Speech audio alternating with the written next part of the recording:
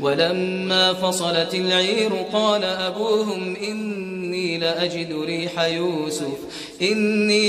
ريح يوسف لولا أن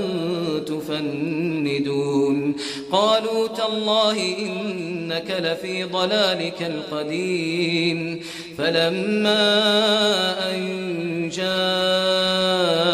البشير ألقاه على وجهه فارتد بصيرا قال ألم أقل لكم إني أعلم من الله ما لا تعلمون قالوا يا أبانا استغفر لنا ذنوبنا إنا كنا خاطئين قال سوف